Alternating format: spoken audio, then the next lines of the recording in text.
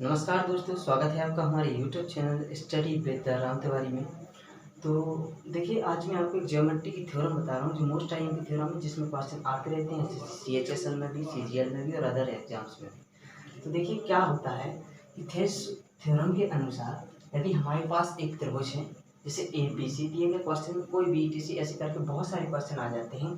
तो ABC एक त्रिभुज है जिसमें DE एक लाइन ड्रॉ की गई हो। DE लाइन जो है, DE लाइन ये पैरेलल है BC के। अगर ये दोनों आपस में क्या है, पैरेलल है, तो इनके बीच में, इन दोनों त्रिभुज में आपको दो दिख रहे होंगे, एक ADE और एक त्रिभुज दिख रहा होगा ABC। इन दोनों त्रिभुज में एक रिलेशन बनता है और वो रिलेशन ये बताता है कि इस वाले पार्ट यानी AD का जो अनुपात AB से होगा, AD बटा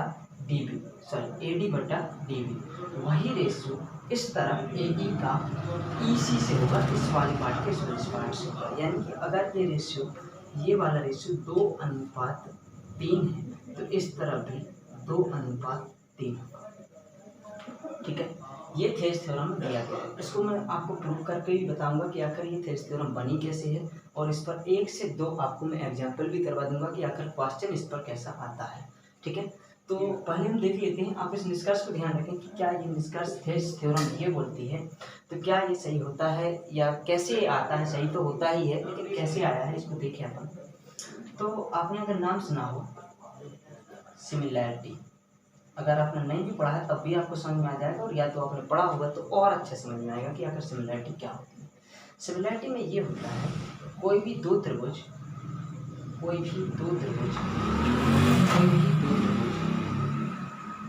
जो आकार में यानी साइज में एक जैसे ना हो परंतु शेप में एक जैसे होते हैं। आकार में एक जैसे नहीं हो, देखिए मेरे पास ये एक बड़ा त्रिभुज है, एक ये छोटा त्रिभुज है, लेकिन शेप में एक जैसे हैं, आकार में एक जैसे नहीं है। इसको अगर मैं नाम दे दूँ ABC, इसको नाम दे दें D, E और F।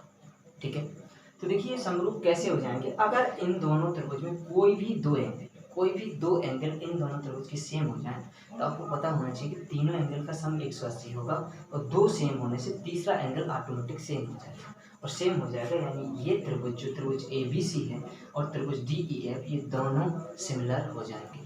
देखिए, अगर जैसे मैं आपसे बोलूँ ये वाला एंगल 50 डिग्री है, ये वाला एंगल 60 डिग्री है और ये वाला एंगल 70 डिग्री है, तो इसमें अगर जैसे बोलूँ कि ये वाला एंगल 50 डिग्री है और ये वाला एंगल 60 डिग्री है और ये वाला एंगल 70 डिग्री है, तो देखिए अगर कोई से भी दो में करता है, जैसे 50 और 60 इन दोनों को ले लेता तो 50 और 60 110, ये 70 बचना था।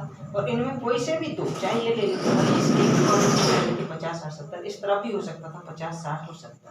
तीनों एंगल सेम हो चुके हैं, और देखने में ये आपको निष्कर्ष देना है कि अगर तीनों एंगल सेम है तो ये दोनों त्रिभुज सिमिलर है।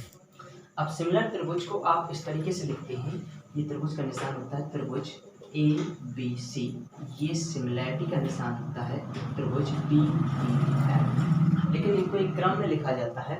जैसे कि ये जो है इस वाले त्रिभुज में अगर आप देखें तो एंगल A 50 डिग्री वाला एंगल A और इसमें 50 डिग्री वाला एंगल D, ऐसे ही इसमें 60 डिग्री वाला एंगल D, इसमें 60 डिग्री वाला एंगल E, ऐसे ही तीसरा 70 डिग्री वाला एंगल C और इसमें 70 डिग्री वाला एंगल F। ये जो मैंने पेयर लिखी है, angle A angle D, angle B angle E, angle C angle F, जिनके सेम एंगल है, ये पेयर कहलाते हैं संगत शीर्ष।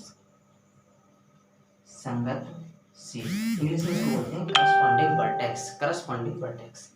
अब संगत शीर्ष जो होते हैं जैसे A और D, संगत शीर्ष में सिमिलरिटी में क्या होता है, ये तीनों जो है बराबर हो जाएंगे। अब इसी से निष्कर्ष ये वाला आएगा, आप देखना।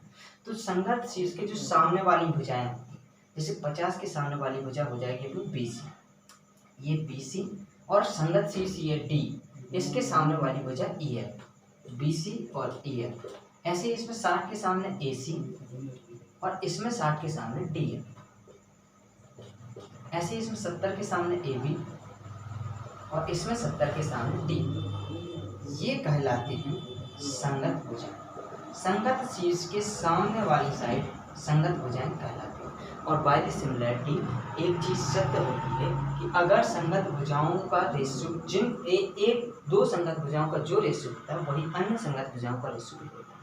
अगर मैं आपसे बोलूँ कि BC और ई एफ, बी सी और ई एफ 2/3, यानी कि अगर बी सी 2 यूनिट है और ई एफ यहाँ पर 3 यूनिट, देखिए संगत साइड होंगी, ये 50 के सामने में ये भी 50 के सामने संगत साइड होंगी, तो इसमें 2:3 है, तो सभी संगत भुजाओं का रेशियो सेम होगा। जैसे इसमें 2:3 अगर मैंने किया गोली का सही लेते हैं तो अनुपात है, तो फिर यहाँ भी आप कह सकते हो यहाँ 60 के सामने यहाँ भी 2 यूनिट होगा और यहाँ 60 के सामने यहाँ भी 3 यूनिट, यहाँ 70 के सामने यहाँ 70 के सामने यहाँ भी 2 यूनिट और यहाँ भी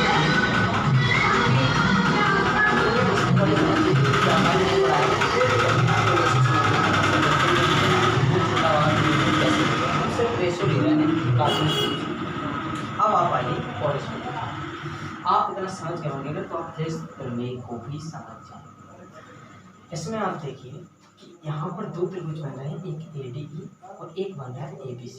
दोनों ही त्रिभुज में ये जो A वाला एंगल है इसको अगर मैं नाम दे दूँ थीटा, तो दोनों का ही एक एंगल तो क्या हो गया सेम।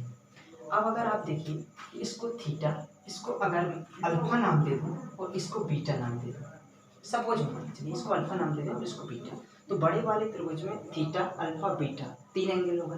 ऐसे ही छोटे वाले में अगर आप देखो तो आपको पता होना चाहिए कि जब 2 पैरेलल लाइन होती हैं और इसमें से ट्रांसवर्सल लाइन निकाली जाती है, तो ट्रांसवर्सल लाइन पर ये वाले जो एंगल होते हैं करस्पॉन्डिंग एंगल बराबर होते हैं।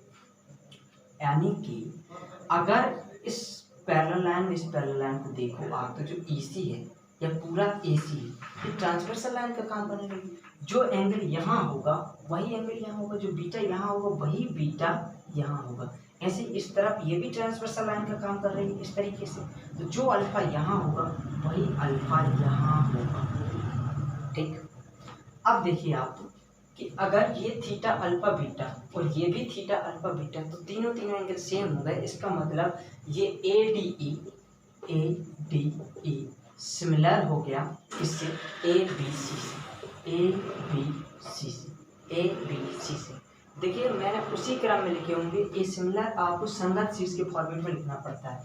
जैसे संगत शीर्ष A का कौन सा है D, B का कौन सा है E और C का कौन सा है F, जो सेम एंगल होंगे, A का D, B का E और C का F। इसी क्रम में आपको लिखना, ऐसे नहीं लिखना कि ABC का लिख दें आप FED, ऐसा नहीं, जो सेम है ना उनको लिखा जाता है। अब देखिए अगर ये दोनों, इसको अपन मिटा दें, अगर ये दोनों सिमिलर हो गए तो संगत भुजाओं का रेशियो क्या हो जाएगा बराबर, और इससे हमारे पास एक निष्कर्ष निकल कर आएगा। देखिए यहाँ पर अगर मैं देखूँ तो अल्फा के सामने कौन है AE, अल्फा के सामने AE का जो रेशियो होगा, छोटे से अपन बड़े की ओर चल रहे हैं, इसमें अल्फा के सामने पूरी साइड देखो AC पूरे बड़े वाले ट्रायंगल AC, वही रेशियो होगा बीटा के सामने। इसमें सभी संगत भुजाओं का रेशियो सेम होता है, इसमें बीटा के सामने AD और इसमें बीटा के सामने देखो तो AB, और वही रेशियो होगा इसमें थीटा के सामने देखो तो DE और बड़े वाले में थीटा के सामने देखो तो BC। ये सभी रेशियो क्या हो जाएगा सेम हो जाएगा। अब अगर ये रेशियो सेम हो जाएगा तो इससे ही निकल कर आया है ये वाला निष्कर्ष। देखिए अगर मैं आपसे ये बोलूँ कि इन सब के बराबर में मैं एक अनुमानित अनुपात रख लेता हूँ 7/9, बतौर है 7/9, हमारे कहने का मतलब ये है कि AE अकेला जो है AE ये कितना है 7 यूनिट इंडिकेट कर, और AC जो नीचे वाला लिया हमने वो पूरा लिया है 9 यूनिट, एक एग्जाम्पल के तौर पर लिया है। ऐसे ही इस तरफ देखोगे तो AD और AB ये भी 7/9 होगा क्योंकि संगत भुजाओं का रेशियो बराबर, तो ये भी 7 यूनिट और ये पूरा भी 9 यूनिट। आप एक बात बताइए कि अगर ये AC पूरा 9 है जिसमें से AE 7 है, तो EC कितना बचा, 9 में से 7 घटा दें कितना बचेगा। तो ऐसे इस तरफ देखिए अगर AB पूरा 9 है और AD पूरा 7 है, तो DB कितना बचा, DB 9 में से 7 जाएगा, ये 9 - 7 करेंगे तो कितना बचेगा 2।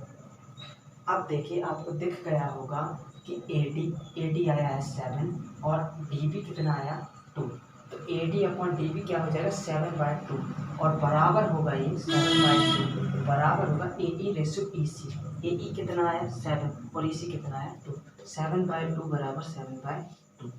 इसलिए ऐसा होता है, ये इसका प्रूफ है। सिमिलैरिटी के कारण थेवेनिन थ्योरम आप प्रमाणित कर सकते हैं कि क्या वाकई में ऐसा होता है या नहीं। खैर आप अगर इस प्रूफ को ध्यान ना रखें तो आप सिर्फ इस रिलेशन को ध्यान रखें कि जो ए डी का डी बी से रेशियो होगा वही रेशियो ए ई का ई सी से भी होगा। ठीक, अच्छा इस पर मैं आपको एक एग्जांपल बता देता हूँ, आप इसका स्क्रीनशॉट ले सकते हैं अगर लेना चाहें तो। ओके चलिए अब आप यहाँ पर देखिए, इसका मैं यूज करके बताता हूँ आपको कि इसका यूज कहाँ करना है। उम्मीद है आप समझ गए होंगे, अगर नहीं समझे वीडियो को एक बार फिर से देखें तो आपको और भी क्लियर हो जाएगा। ठीक है, अब देखिए जैसे मेरे पास एक क्वेश्चन है और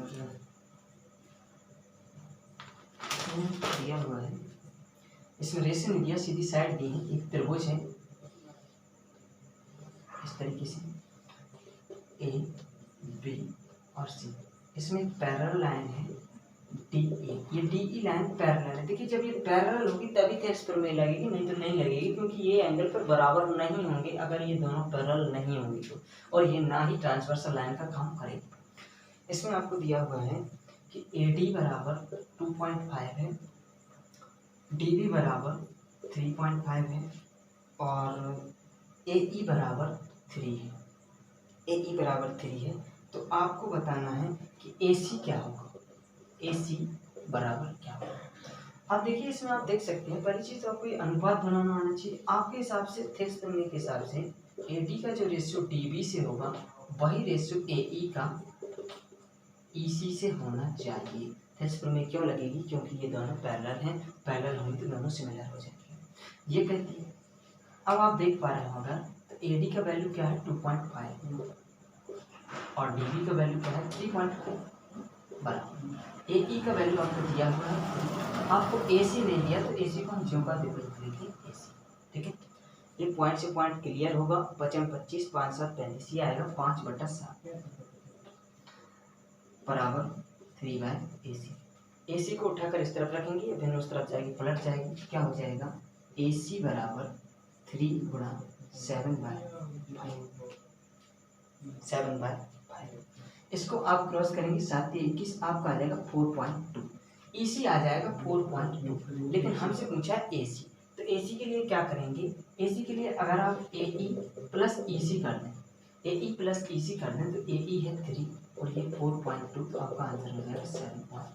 हो सकता था आपसे ई सी भी पूछ सकते थे, हो सकता था आपसे ए सी भी पूछ सकते हैं, इस तरीके से क्वेश्चन आ जाते हैं। इस पर एरिया पर भी क्वेश्चन आता है, लेकिन उसके लिए हम वीडियो आपको दूसरा बनाएंगे। तो आज के लिए बाय।